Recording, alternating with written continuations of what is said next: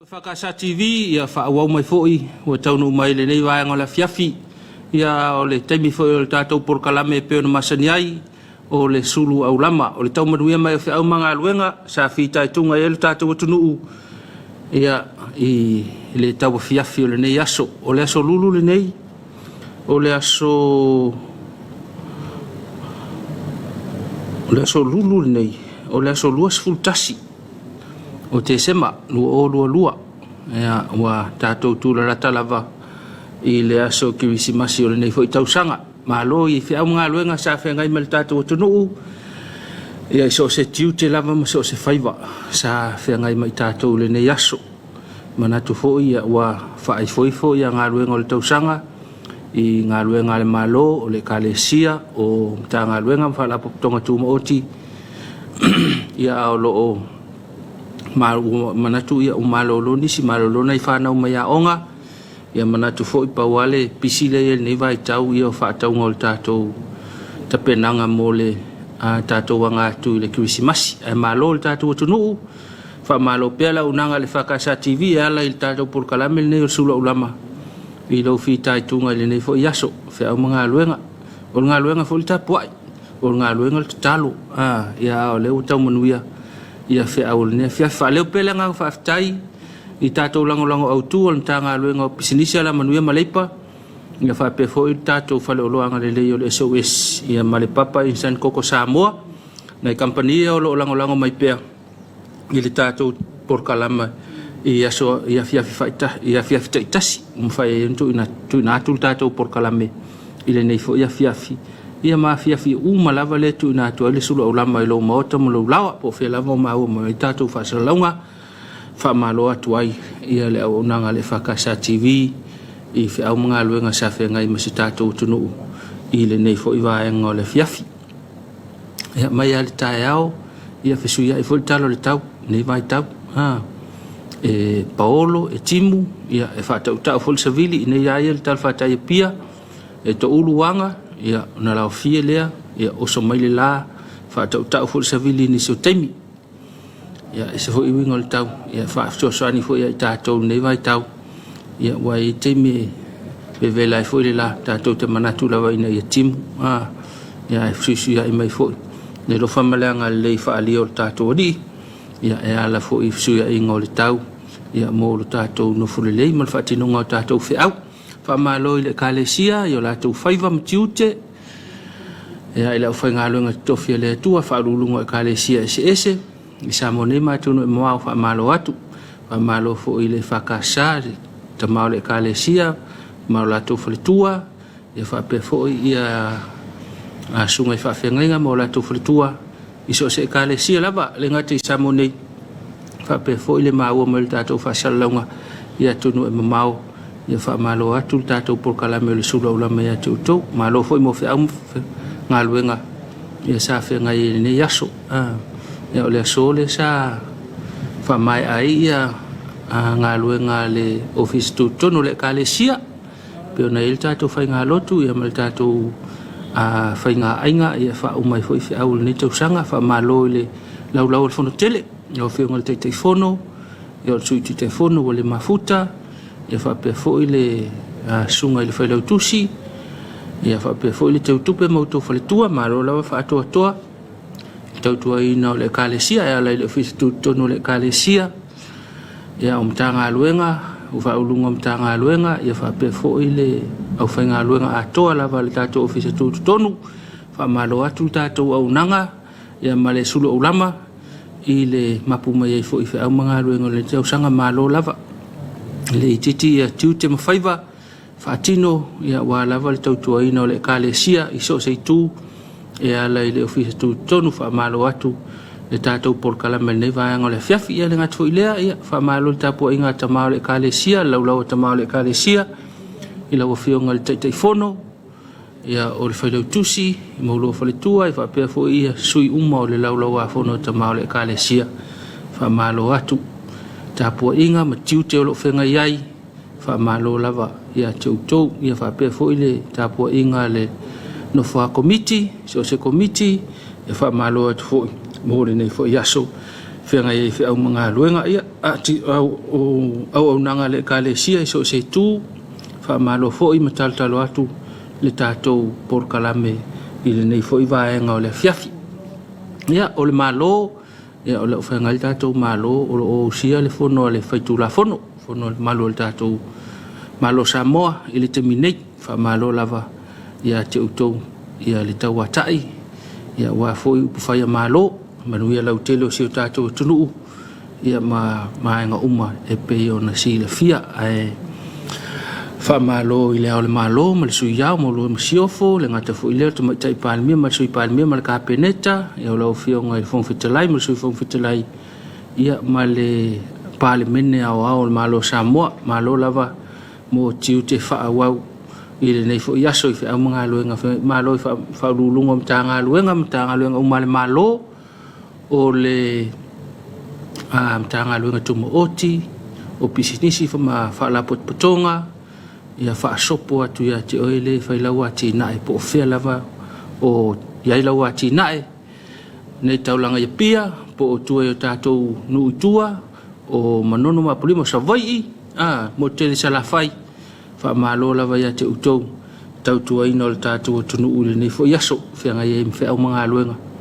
O le nei fo iaso wha malo le Tapuaiga nei o tātou ta mamatina mātutua, o tātou mātua malo lo pensione, Tapuai lava i tātou maota malawa, Tapuaiga fo i whea o mga luenga, ase o tātou tunu wha malo lava, ta mamatina mo le Tapuaiga, ia o lo o manuia i pia whea o mga luenga, ta mawhanau o le tātou o tunu i so se tafa, o Samoa nei, ia male nei larolangi, malo lava, ia te utou, whamalo atu le au tautua i le ainga, ia o la tau o lo tausia tātou ainga, upufai o ainga, o nuu, ma le tu malo, ia whamalo atu tātou porokalame o le Suluaulama, i le nei Afiafi, te le pisi whataunga le nei aso, ia whamalo fo i nei whanau, le o mapo mai whiauma i au onga le tausanga, ia whaonga le taimi, so ania ia ta mamatina, ia wafo ile nei fe au le fale ia o lai malolo ile nei taimi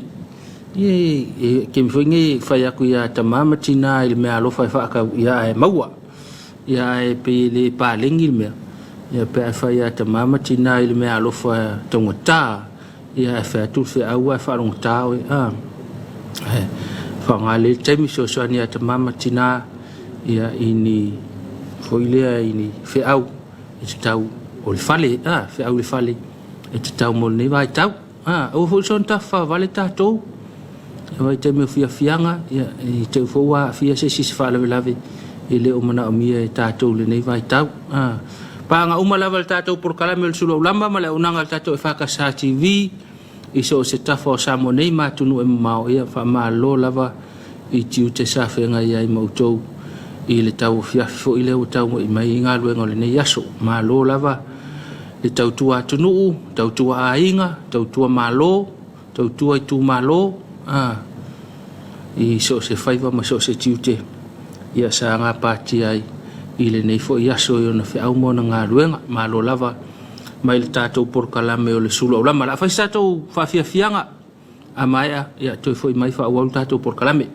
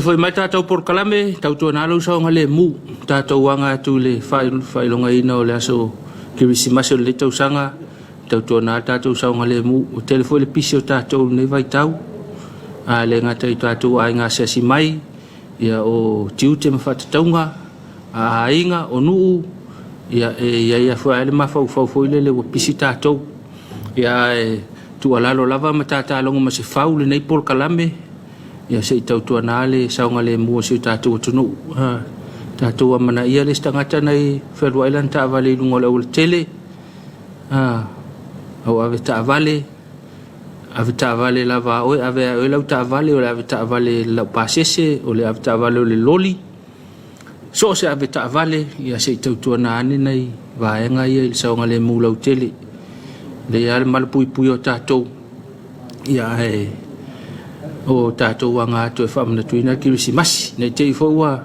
tupuni whaalave ia e talianga tae tātou mawhau ia mawhaalave ai fo i tātou fuafuanga o le whai ungol nei tau sanga maleanga atu kirisimasi tautua nāl tātou tunuu te sisilane il saonga le mu saonga le mu lau tele ia le ngata fo i lea a whapea o whaise pāti mani whawhiawhianga mani waenga whapena ia se i tautua nā ane ia o tau aveina ta vale ia te langona foi ele a foi le avea sofia fia ma la foi le sona te fawai ia masona o na ai ma tulanga mo fa pena ia tutupu ai ni vesinga foi le o mana mi tato ia ta ototulava le lao ele o ia le tato por kalame tātou atunu ma tātou paanga e na ona whautua ma tu olalo atu ia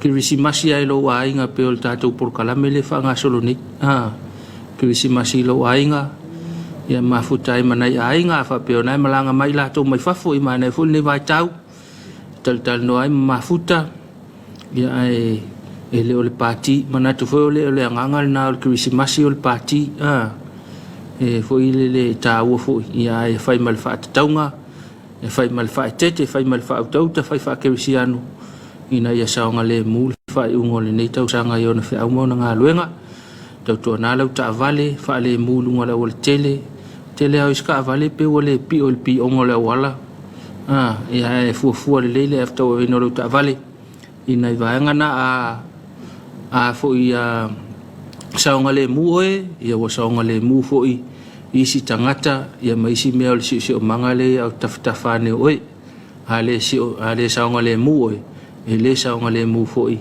ia nā vaenga uma e te lata iai ia tātou saonga le mu tātou whio e ai i lunga la wal tele whaingo whiau ngā luenga so se mea ina ia taunu umanuia foi le tātou wanga atu i fuafua ngā whai ungol ni vai aso ma le whamina tuina o tātou aso kirisimasi whamalon tā ngā luenga o leo o lo ngā pātia pēa i le tausinga o saonga le mūlau tele o le tātou atunuu mai ai le lio le ainga whaasolo mai ai se i tau mai le malo ia o lātou whaiva ia o le tausinga o le tātou so saonga le mūlau tele whamalo atu le whionga le komisina matsui komisina whaululunga o vaenga ese o le tātou mta ngā luenga malo lava ngā lulue whaafitai fo i mole au unanga o lo tautua i lo tātou atunu e alai le saonga le mūlau tele o nai o tātou tangata ia nei tautua nai tātou e whaatino fo i lo tātou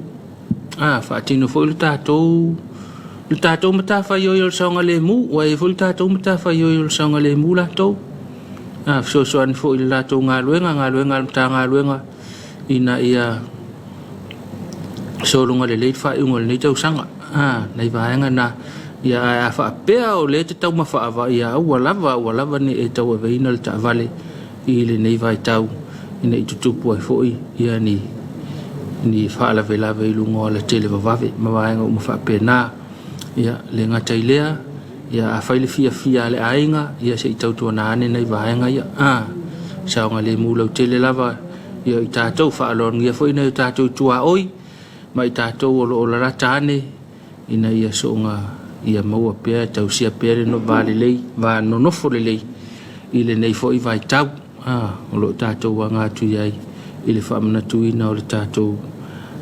kirisimasi o le nei fo i tausanga. La whais tātou marolonga a toi fo i mai ia ona whaawau pia leo le tātou porkalame.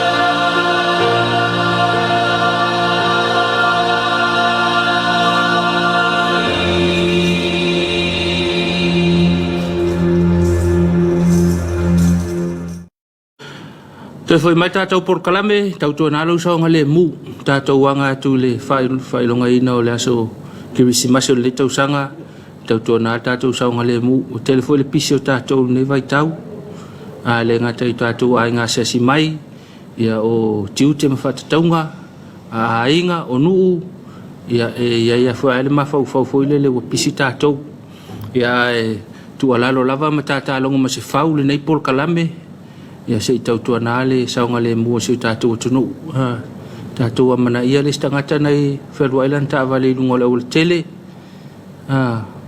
au ave tāwale lava oe, ave lau tāwale o le ave tāwale lau pasese, o le ave tāwale o le loli, so se ave tāwale, ia se i tautua nā ane nei, vaenga ia i saunga le mua lau tele, le ia le malapui o tātou, ia o tātou wanga atu e whamana tuina kirisi masi, nei te i fōua, tupuni whaalave, ia e talianga tā e tātou mawhau, ia mawhaalave ai fōi tātou fuafuanga o le whai ungol ni tau sanga malanga atu kirisi masi, tautua nāl tātou tunuu, seisi silane il saonga le mu, saonga le mu lau tele, ia le ngata fōi lea, a whapea o whaise pāti, mani whawhianga, mani waenga whapena, ia se i tautua nā ane, ia o tau a veina ta vale, ia te langona foi ele awa foi le avea Sofia ma la foi le sona te whawai ia ma sona o na ai ma tulanga o mawhapena ia tutupu ai ni vesinga foi le o mana o mia tātou ia ta oto tulava le lao ele ao ia ele tātou por kalame tātou atunu ma tātou paanga e na o na whautua ma tu o lalo atu ia kirisi masi ai lo ainga pe o tātou por kalame le whanga solo ni kirisi masi lo ainga ia mafutai manai ainga wha pe o nai malanga mai lato mai whafo i mana e fuli ne vai tau tal no ai mafuta ia e le o le pāti manatu fo le angangal na o kirisi masi o le pāti e foi le tāua foi ia e whai mal wha taunga e whai mal wha tete whai mal wha autauta whai wha kirisi anu ina ia saonga le mule whai ungo le nei tau sanga i ona whi au mauna ngā luenga tau tua nālau ta avale wha le mulu ungo le wale tele au iska avale pe wale pi o le pi ongo le wala ia e fuafua le leile e ftau e ino ta avale ina i vaenga na a foi saonga le mu oe ia wa saonga le mu foi isi tangata ia maisi mea o le si o manga le au tafutafane oe ale saonga le mu oe e le saonga le mu foi ia nā vaenga uma e te lata iai ia tātou saonga le mu tātou whio e ai i lunga la wal tele whainga whi au ngā luenga so se mea ina ia tau nu umanuia foi le tātou wanga atu i fuafua ngā whai ungol ni vai aso ma le whamina tuina o tātou aso kirisi masi whamalon tā ngā luenga o leo o lo ngā pātia pēa i le tau singa o saonga le mu lau tele o le tātou atunuu mai ai le lio le ainga fa solo mai ai se tau mai le malo ia o latou faiva ia o le tau singa o le tātou so saonga le mu lau tele fa malo atu le fionga le komisina ma sui komisina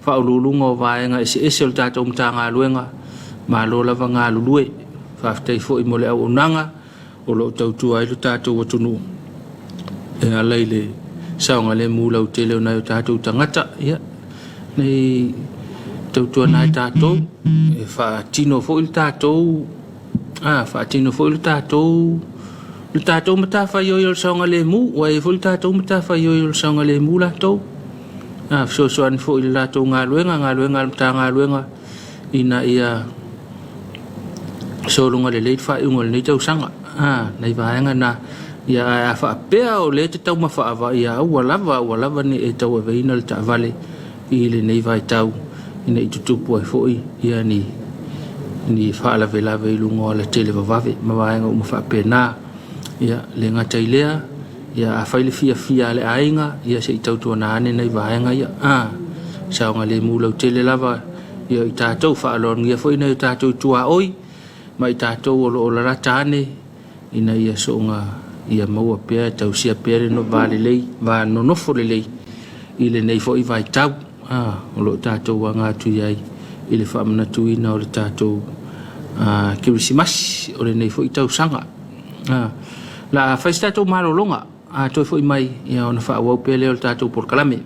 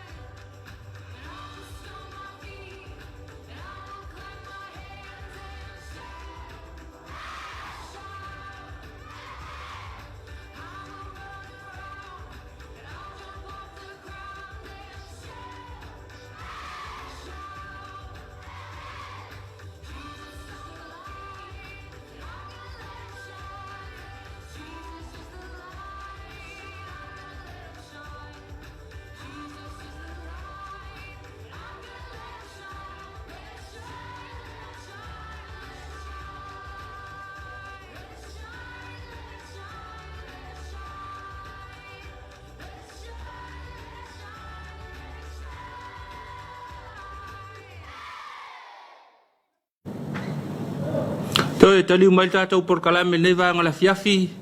Ia manatu o le pea o lewa tā pena le tātou savali o la Afiafi nei. O la Afiafi nei le fai ele tātou savali mo le na fa manatu ino le Krisimasi nei foi tau sanga le ama tātou savali i le fai tū lea.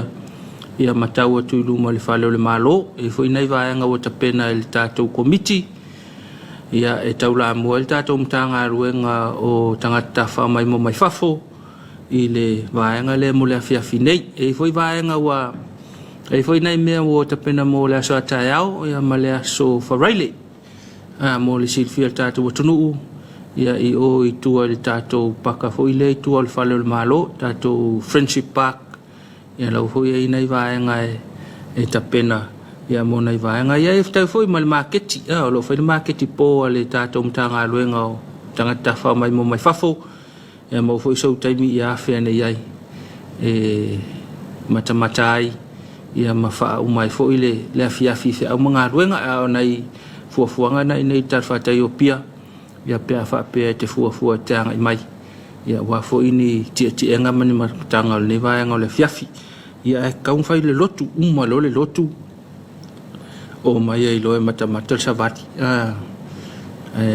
o nei vaenga ia mo le sila fia le tātou tunu tau tuanaro saunga le mu tau longo lava le teipor kalame i lo saunga le mu lau tele ia o le fua whai mata uru le timu ke le fwinga mase se le awal tele ia mai ai nei vai ia se isi silane ina ia le ima saunga le mu ia tūlanga umai peo na ia tātou tunu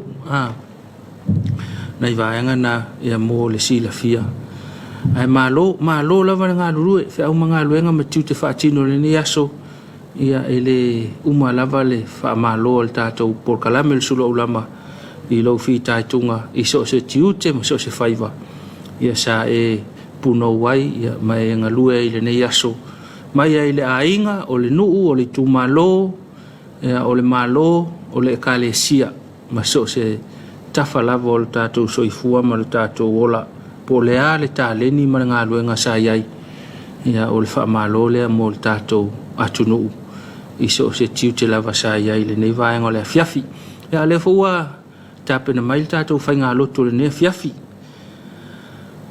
tu sai fo i ma le tātou por kalame lotu i Afiafi te itasi tālo i lutu lai ono ia tātou whaaftei fo i le alofa malanga le leo le tua ia wau tau manuia fo i ia tātou tiu te mawhaiva ma whi au le nei aso ia wau lia mai ia lona tau Afiafi manatu fo i tau wha uma ngā luenga nisi ia i fo i nisi ua maea ngā luenga ia maa lo lava ngā lulue le tātou tunu o le tātou tofi o le nei Afiafi o le sunga i le whawhenga inga ia sunga al sana ia ma le whakasai wawau le o te pena mai mo le tātou whai ngā lotu o le nei fo i vaenga o le Afiafi o te pea ia whawhiafianga ale au nanga lo EFKS TV ia whaafianga te pulanga te lwou si vaitanga ia na whaafianga Krisimasi ia renga te fo vivinga o le atua ia tātou pena atili ai lava ia mo le tātou Tapuaiga i le tūlai tau le ono i le Afiafi nei ai malo le tātou tunu ia mananau whaafonga la fo i se au tau longo mo i tātou le nei vaenga le Afiafi ia alu pea le au le atua ma le mana ia tātou whaarongolongo fo i maltutoa ia po le ala valona whetalai mai mo i tātou manuia lau whaafonga Samoa e manuia fo i tāpenanga le tātou tofi o le nei Afiafi le tātou whainga lotu ato fo i mai ia whaau pea leo le tātou por kalame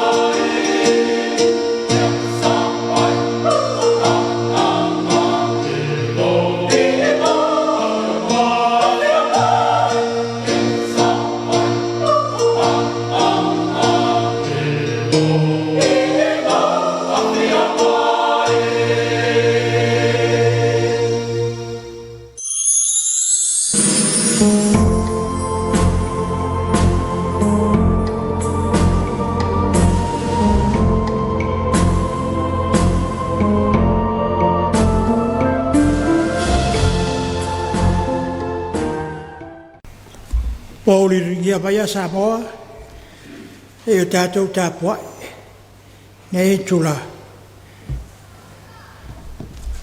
e o tātou te talo o la ranga paia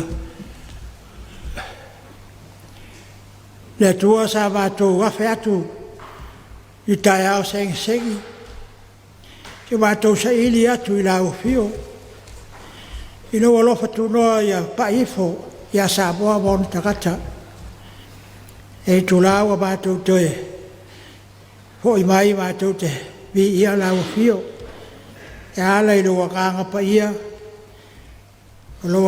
ia ia taitai nai le le sauliga ia mese taitai nai le ta ape atu o le le atu nuu wa hiu mai ngā luenga o le aso mātou te talo tātou wala ufio e ala i le mana o loa kanga pa ia e uru fia o mātou loto ila ia whai o mātou vi ia la ufio e ala i o mātou tangata whatawa ono Yesu o mātou wala watuai Amen. Pei tau ino le afionga pai a le tua. Si mai la apostolo Ioane lolom tau po e lua. Apostolo Ioane lolom tau po e lua. Au te fai tau ino al fai upo e valu. E whangata vai fai upo e sumartas. Fai upo e valu. E whangata mai fai upo e sumartas. Whawhonga mai ai a whionga pai alo tātou tua. O te tusi atu fōi le poroinga fōu ia te o tou. Wa moni lea mai a te ia, a toa ma o tou. Wa olo ma vai atu le pōru ului, au pula mai nei lava le malama moni. O le whapea o le malama o ia, alo ino ilo na uso, o le pō liuri lava ia o mai ona pō nei. O se alofa ilo na uso, lo tu mau ia le malama, e foi se mea e tausu ai. Ao le ino ilo na uso, o le pō liuri o ia, lo so vali foi le pō liuri, e le iloa foi ia le mea alvi ai, a wawa whātau waso ina ona mata i le pō liuri. A manuia mai le tua e ala le tātou whaitau, whalongolonga ia nā whionga paia, tu mau pe ia te ialo na vi ngai whaavavau lava.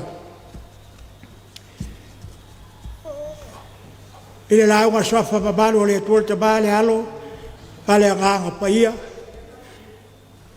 Whai upo e walu, se vaenga whai upo e walu, mal whai upo iwa, au ai manatu, wafaufonga whale a nganga o le lei Afiafi. Whapea na whaitauina. O le whapea o le malama o ia, alo ino lo na uso, o le pōli uli lava ia, ua o mai o na pōnei. Se alofa ilo na uso, o lo tu mau ia le malama. Le ai foi se mea e tausu ai. An latu po mawhauwhaunga au tū, o mawhauwhaunga o le nei Afiafi. Ia pulea o tātou tangata i le malama o Iesu te miso. Ia pulea o tātou loto po o tātou tangata i le malama o Iesu te miso. Le malama o lo tau tala ia ila o whai mangalia a mese le apostolo Ioane le lea Afiafi. O Iesu. O Iesu le malama, o le anganga pa ia le malama, a le ale pau liuri o lo tāua Ioane, Satan, o anga sala. Ua tātou whalongo i upo le apostolo, a mai le apostolo, o se whapea mai, o lo iai le malama ia te, o lo i le malama. Ai le alofa le uso, pe pelo lea. Ai tātou whaitau, upo lo whai matua. Le whapea o i le malama ia, alo ino lo na uso, o lo i le pōu li uli lava ia. A se o lo alofa i lo na uso, lo tu mau o ia le malama. O lo tu mau o ia i a Iesu ke miso. Lo tu mau o ia i le nganga pa ia. O tātou lo lai. O lo whamatalaina le apostolo. Le nganga le apostolo whanau keusiano uma le lalolangi. Ia la tautalia le malama lea. Mai o le polo aiga e leo se polo inga fo, le polo inga tuai mai ale amatanga. Mai ale amatanga. O Iesu o le malama. O Iesu o le malama lea.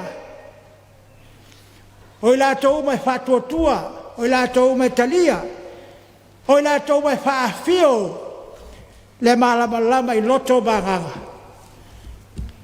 E tupu ai manuia. E whanau mai ai le ola fau. E whaamanuia ina, so se mea na te whaia. Le malama lea o keriso, lea sa tau fia le mai a o Paulo po Saulo i le ala i Tamaseko. O le sosolo le malama o keriso le metau tia. Lolo wiga, le aia se mea o le lalolangi ei po le ale po isa i fea. A sulu ia le malama o keriso. Vai le mawhai au na manu malo le pōli uli le malama. Le mawhai au le malo le anga i le lei.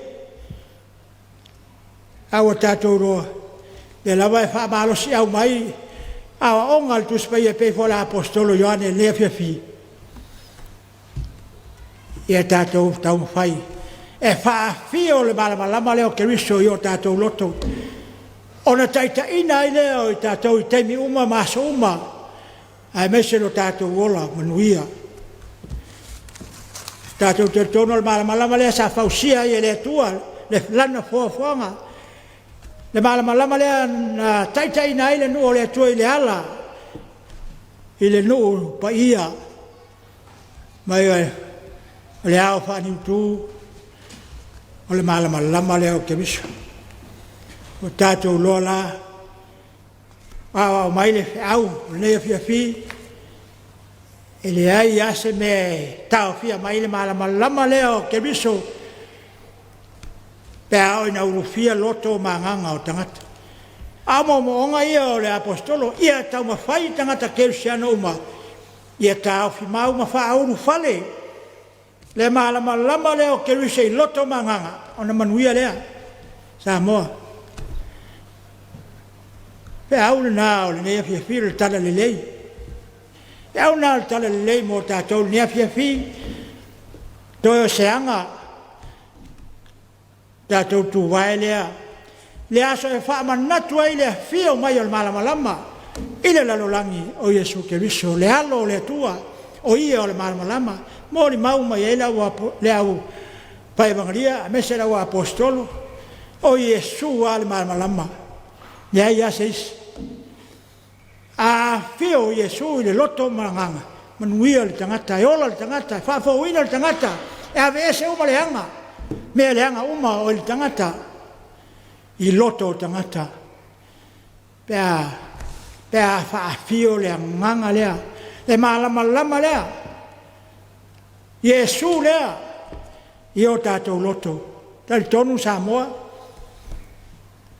le malamalama le sa i o tau au, sa whaatino ai o tau tiute mo tau whaiwa alo whilima le nei aso, ua e manuia. Awer vi inga i le tua, awer whaamanu i le tua whaaftai, awa o tau manuia whi au mga luenga, ona o lea. Ona ua suru ia loto ma nganga o tangata Samoa uma, i le nganga lea, le malamalama lea o Keriso, a mo onga hona al whailaunga. Tātou tunu Samoa, tātou talo, tātou talo sia, talo ia soma, ia whaafio, maafio ifo. Le nganga. Po le malamalama leo Keriso i o tātou loto. Whai e tātou. Whaatino ai o tātou tiute mo tātou whiau. Me se lava nei vai tau. O saunea to lau keusiana whaamanatu.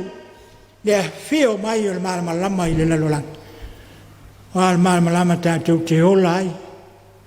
E ave e sei mea leanga uma. Tātou wharaolongo i lunga o penga ta whailangi, lunga o leitio. Te leo taitai o le nei atunu, te leo taitai. Pātupu pepesi ala i saunuanga whetalainga. Mā fua sea. E leo urufia i lea nganga.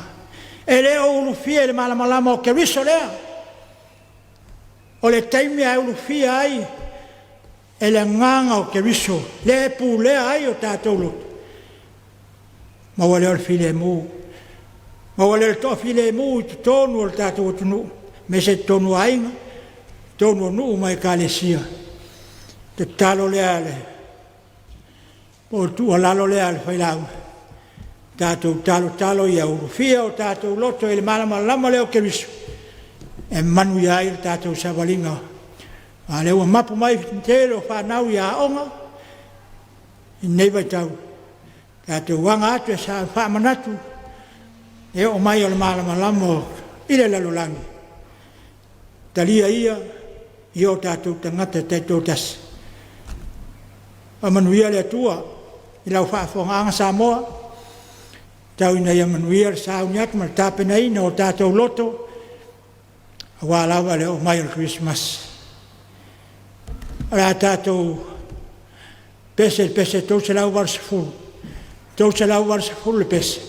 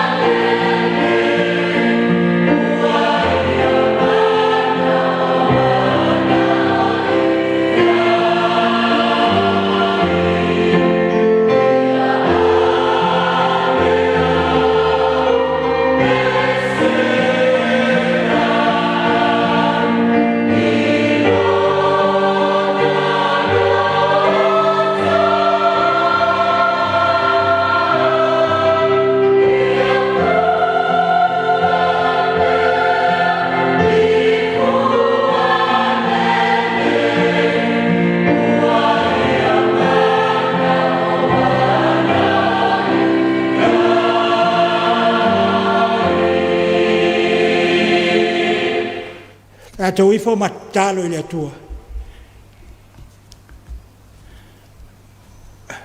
Le atua ma malue, le atua e pa ia ma siri ese. Pea ana mātou atu le tai au singi. Awa mātou to e afe atu. Wa na lawa fio lava. Mātou te ola manui ai. Whawhitai le tua wa sa tu atu. Ni lava tau sangam. Ia mese ro watonu nei. I lawa fio e lau taitaina. I le malama lama lea. Sa e taitaina ai le nei atunu. E awa mātou vi mwhawhitai alo suafu malu. Whawhitai le atua alofa. Whawhitai lo alofa tu noa. Wa Mauaile mapoponga o loto manganga. Whatupu ina ai lau tala lelei tonu o nu taitasi. E mese tonu tu malo. Mese foi Samoa poto. Whawhitai le atua mātou tele tonu lava. Sa whaatino o mātou tiute. Na e ulufia o mātou loto manganga. O tau manui ai fuafuanga le nei asa. Whawhitai le atua i le mana lea o le susulu le malama lama o lo nganga. I loto manganga. O Samoa uma. Samoa i Samoa nei mātou nui whafu. Pe a mātou whalongo atu i TV ma penga o ta whailangi. Mātou tele tonu lea ma mātou whawhitai ai mea o e saumia. E ala i le poto ma le atamai. O e fo ia i au tangata. O ma whai e o na wawe so tai le tala le lei. I turumanu e fia o Samoa mātou nui whafu. Whawhitai au mea lofa. Whawhitai lo alofa. Whawhitai lo wangalelei.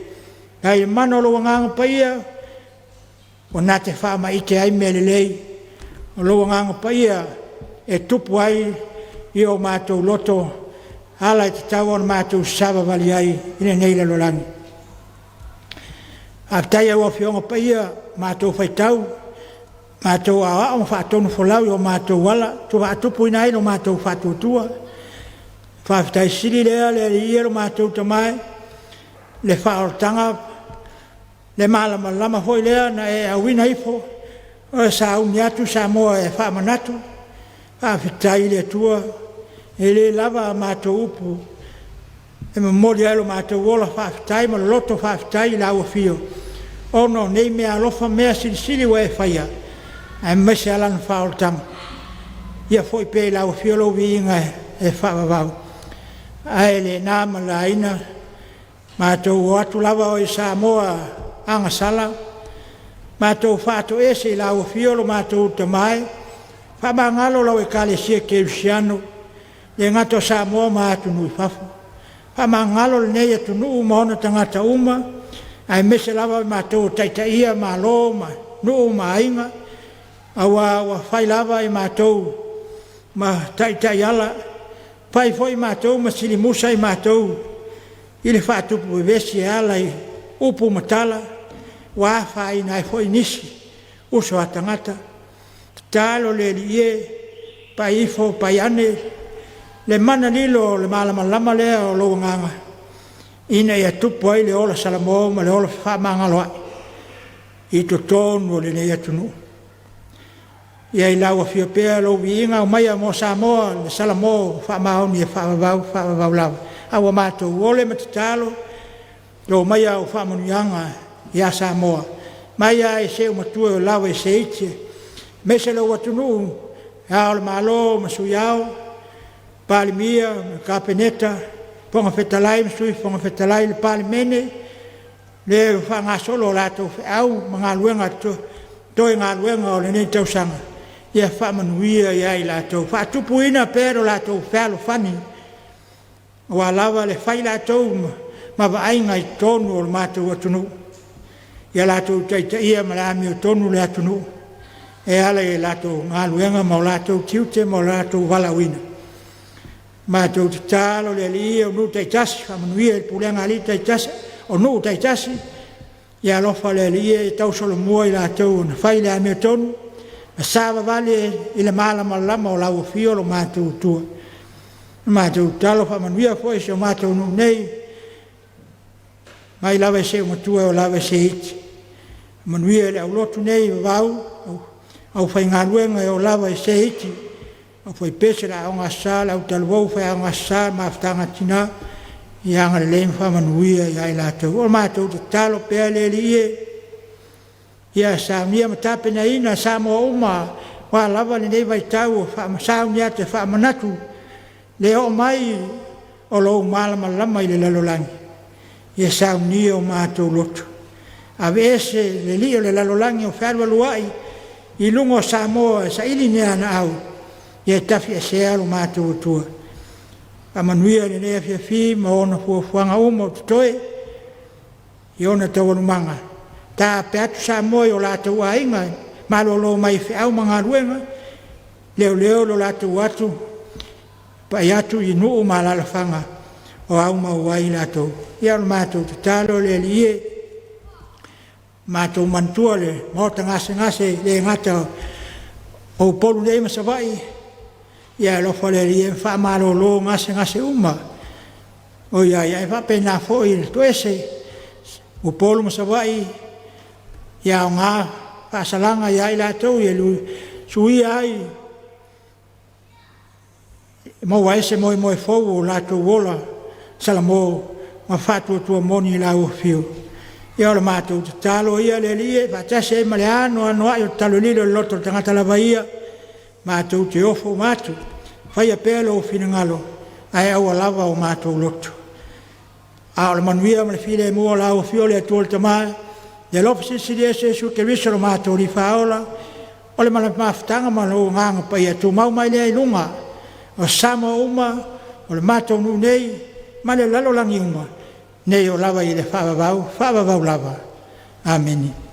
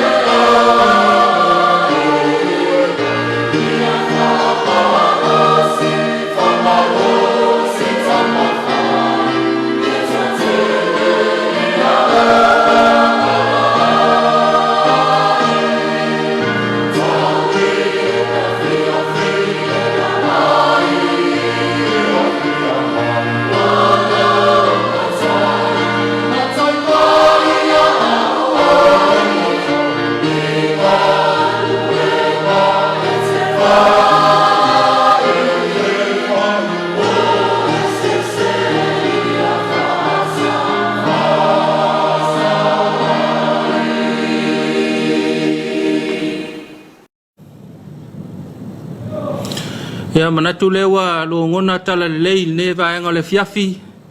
Ia ufafonga fo ile langi le tatou taulonga osi. Ia pe ona fitai tunga ia le tatou tofi le sunga le fafengainga ia sunga le sana. Ia male EFKS vau. Tu sai le tatou fainga lotu le ne fiafi fa maro lava ile sunga le fafengainga ta penanga matango fie. Le ngata fo ilea fa no manu ale talo. Ia le ngata fo ilea o le fe au le talelei. Ia ua taulongolongo ai fo le tatou atunu. Ia mo fa mafana fananga le nei vaenga le fiafi. Tatou mapu mai ai fe au mga luenga. Ia whaafitai tele mo le ngā luenga mai aia. Mātou talo e whaatungu pele mau. I lau sunga i le whawhengainga.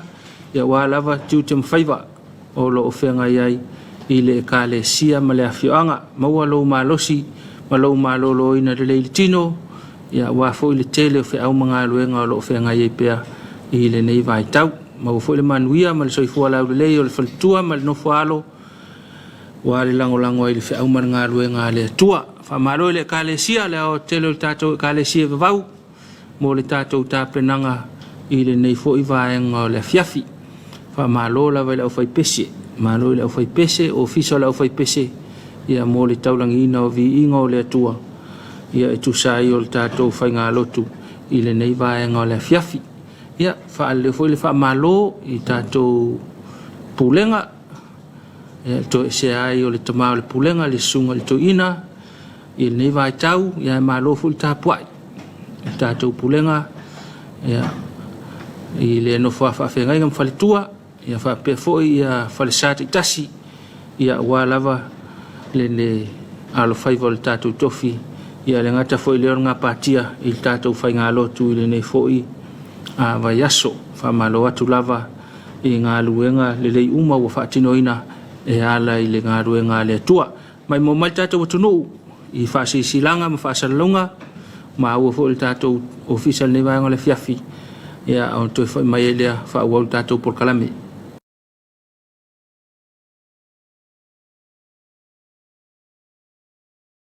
Whasilanga mai la o ngā amata e whakasa vai vasetai. Awa noa whai ngā ruenga, whai a onga a o ngā amata e whakasa vai vasetai.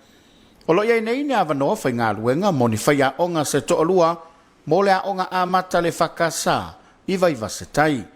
O le anto umai fia talo sanga mai e tau na iei vaenga nei mo mua. Anga waa mo mia mo le whai a onga amata. Luan tu spasi alo ia mo le a o ina o whanau moa onga amata. Tolu malamalama le lei le wafso tai ma le ngā lue whaatasi, teamwork, wha i eise poto masani, work experience, ile au onanga whawhaia o ngā amata lua tausanga pe sili atu. Tolu, sila fia ngā tausili whakeusiano ma malamalama ile tusi pa ia. Whangataina tu starsanga ile aso tolu se fulu te sema, lua afe lua ile tulai wha ile fiafi. Ia whatu atu simai le prestene, a onga amata e whakasa vai vasetai. Whamolmole whasotai mai le prestene le a onga, fitu lua ono i wa wha i vaiva, po le fitu ono tasi lua o tolu tolu, po le pule a onga i le fitu lima iwa o fitu o. Mo nisi whamtalanga mana umia, whaftai, komiti a onga amata e whakasa vai vasetai. E loa iai maainga o wo foi mai masani, e peo tātou tū manga i maseniai whatua, a waso whapito nei. Aso tofi aso lua sfulua te sema lua. Ta lolo o le itulai ono i le tai au. O le itulai tolu le afiafi, po siva. Aso whareile aso lua sfultolo te sema lua, le itulai malu le tai au. Wha mawina lo ma au ma le angalelei. O le itulai se fulu le tai au, sa uninga whapito le whapa i eino le manu. Le itulai se fulu lua, tau mafutanga. Le afar se fulu ma le lua, wha lo longa masani ma whato wha. Langi ma maia, a le soifua lelei. Mo foi so matou malosi. Tatou te au lia ai le aso. Manu e tele le Christmasi ma le tau sang fou. Whaftai sa unia Reverend le tone ma Carol Palala Willi. Au lotu e whakasa po tase i whale alili. Whasisilanga ma le kalesia whapotopotonga Christian Samoa i po tase i whale alili. Ai mātou tele ia sā mautufia le vaina momo i ai le tui atua i mulinu uma se pola taemo. E mua na mātou whapoi la au tū i vanu. Yo pa ia mau sā, a wao lele ua papai ti e ulupanga. wa ato foi ti o le tautianga. He tu foi le lilifa o vanu masolia si upapa. Ai sila tau loa e whaingata mongatula o ali sili matapunu o vai whanua. E popo e foi o tapu ele. A wawai ea se tufunga faufale faafia mae. Na te toi ulu matala wina le maota o Samoa. Wa umo na ato fuli e tua awa mvai. O na manatu lea, a whai e lulu le aveo. Wa sale pisa, sale pao, e na o na pati mapopo. O vai vainga i o manatu wai. O le a lea toi tai lia tu la whana. A wau pa ia sau ngata Samoa. I le papa le ngae o tupu matamali. Whaapea le whala le se e o whale o polo o tō whinga. Suluaulama. Ai wha ete whi mali e fo iso mātou le anto toa. E mana tua whaapitoa ai le Tapuaiga i lau fionga i le taitei fono.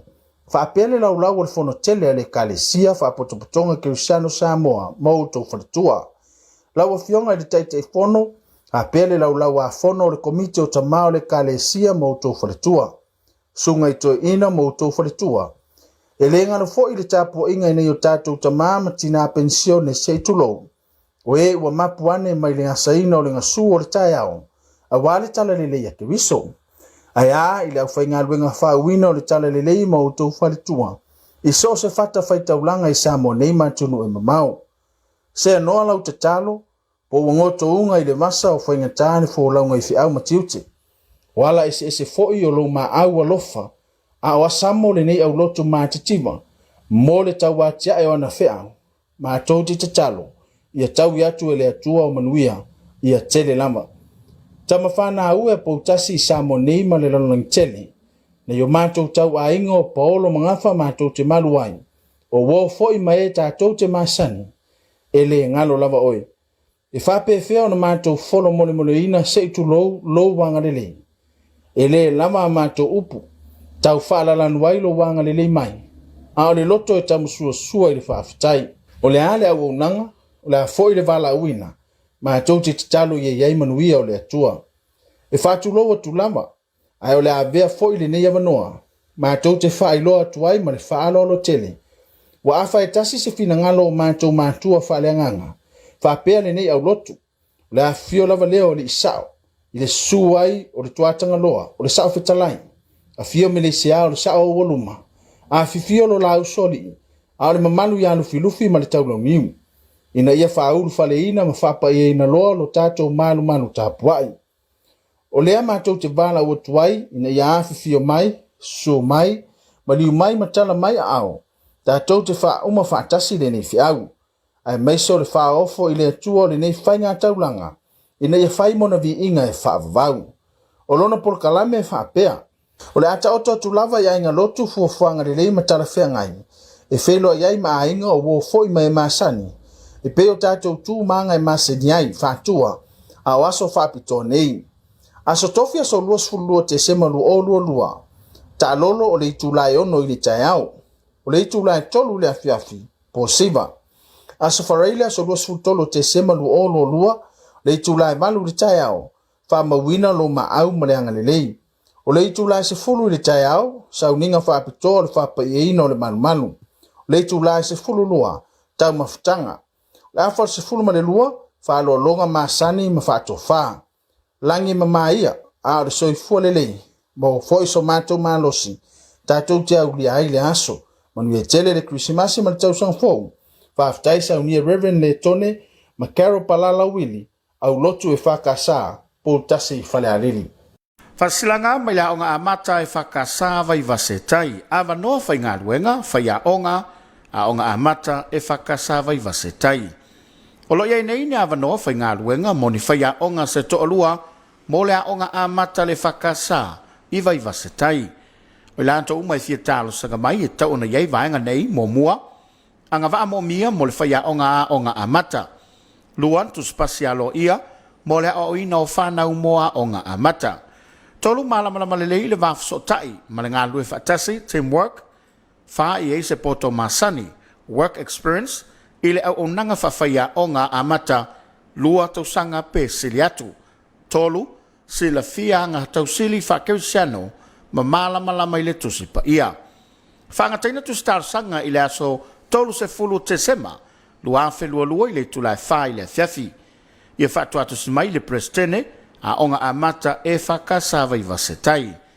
Whamolmole whasotai mai le Prestene no le a onga, fitu lua ono i wa whai vaiva, po le fitu ono tasi lua o tolu tolu, po le pule a onga i le fitu lima iwa o fitu o. Mo nisi whamtalanga mana umia, whaftai, komiti a onga amata e whakasa vai vasetai.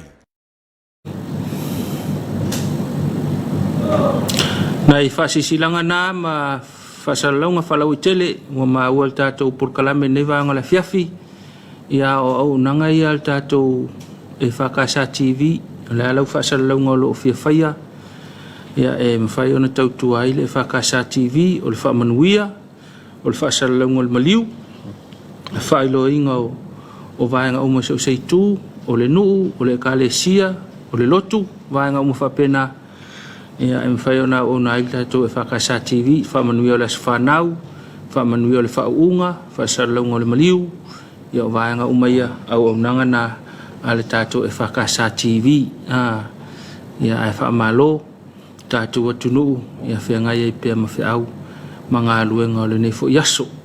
Ia whapeo tau whauma lawa ngā luenga o tutoe mo le yaso, ia malo lawa ngā lue manatu, ia tele tātou ngā luenga o whaama ina le so, ia ngā whaua o tunisi mo le asfraile, ia ona whatu ato e taliu mai fuilo ngā luenga le vai asfou, pe a mai a le aso kiribisi masi mo na so malo lo, ia e whapea e whelawa le anga inga, o le nei tū la Afiafi, o tātou i vai taimi fo le kirisimasi, ngā le pāki al mele le mawhau le stangata, ia e pea ana tua lalo tātou porkalame e mānei ale fia, ia e fia wha kirisiano, fuafua ina lava olo saonga le mu, ia o fo ni tupu wha lave, ia e le mana o mia e tātou le nei vai tau, e wha malo lava le tawasa, tau pati, tātou utunu, le ngate whiau ngā luenga, ia ar savaringa umi o le nei tau sanga, le o to seanga on to tātou au lia le o le kirisimasi.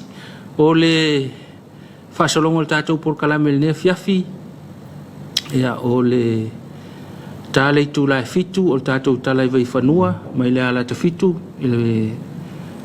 ele ala ta fitu mai Australia, vaianga le Afiafi, ia ona sosolo le ma le tā mantua fo le so lulu le tātou porkalame o le whamanatuina o whawhiawhianga, whamanatuina o le sultosanga, le fua, te pena mai tātou au onanga, ia mona i whawhiawhianga, ia e whamanatu ai pēr, le sisi ngā fua o le ona sultosanga, ai le ngata ile.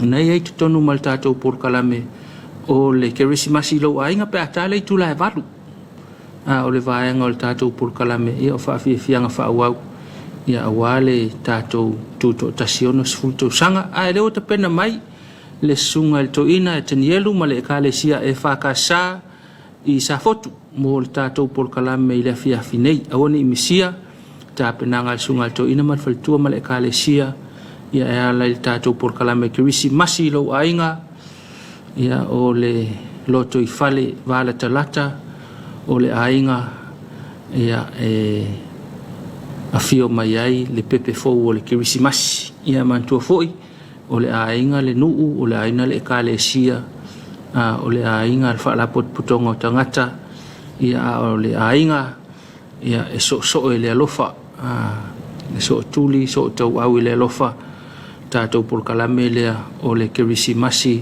i lau ainga mapuane iai ia mai moina le taumwhainga le tātou kalesia le nei foi vaenga o le Afiafi ia maia ia ona so le mal tātou porkalame le soale pule i le pea maia le tātou porkalame kirisimasi lau ainga ia a foi ni vaenga o lo ia ni vai tau ia mamoli mai foi whamanianga ia mai le sui o le tātou porkalame ia wa foi nei tau sanga malanga atu le kirisimasi whaumatu le atitifanga langolango ina le PSL ia le unanga le whakasa TV nei foi Afiafi e po e foi leo le po ile au onanga le nefo yaso ia e watu whamanianga mo i lato umalawa wau lia mai ia o lato waso soifua le so ia sanga whamanuia le atua ia tautou mau tau waso whanau wau lia mai le so le ngata ilea ia whaamafan whana foi le atua ia i lato whaanoa noa ia po alawa ala whaanoa noanga ia taulu wha mafan whananga lo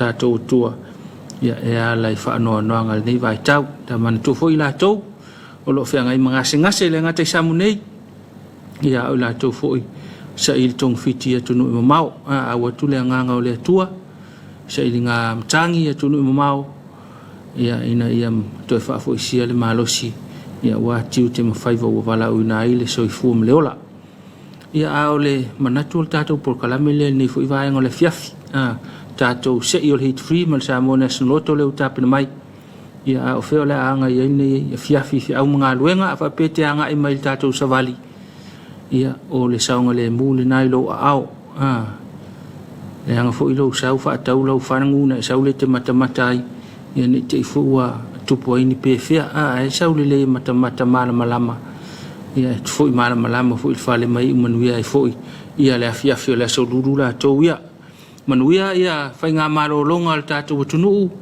manuia whaasausanga manuia malolonga ia fo ai mai le tua se malosi o le tino o le nganga mal mawhauwhau tātou tā pena tuai mo le tātou saulia o le aso fau o lo whaatelitali mai mo I tātou manuia tele ne fiafi le atunu pele whaatou whaina soifua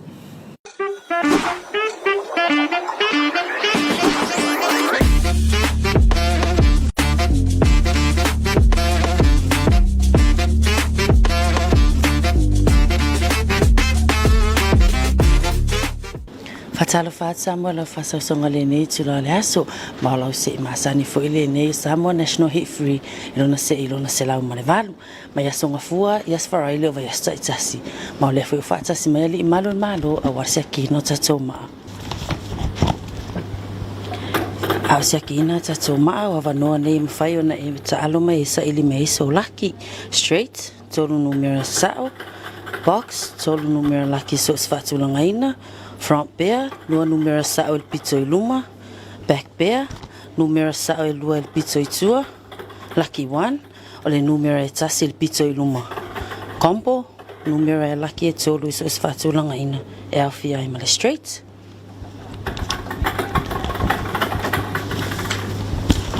Il nau ma he on siakina tatou maa, e fasau ni los peni mas pepa a walfa mawina tatou numero lucky manuel mate.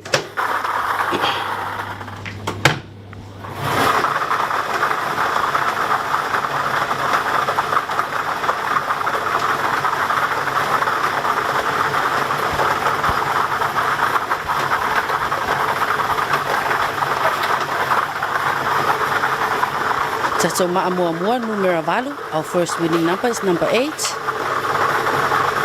Ma'alona lua numero fitu. Our second winning number is number 7. Tatou Ma'amule numero 1. Our third winning number is number 6. So whaafunga mai, Ma'amua numero valu, Ma'alona lua numero fitu, ma'amule le numero 1. Valu fitu 1. Ia le nā Samoa tatou se ile nā le nei tula le afiafi, toi tuli tau mai le aso atayao. Mo te mine tau whasui fua.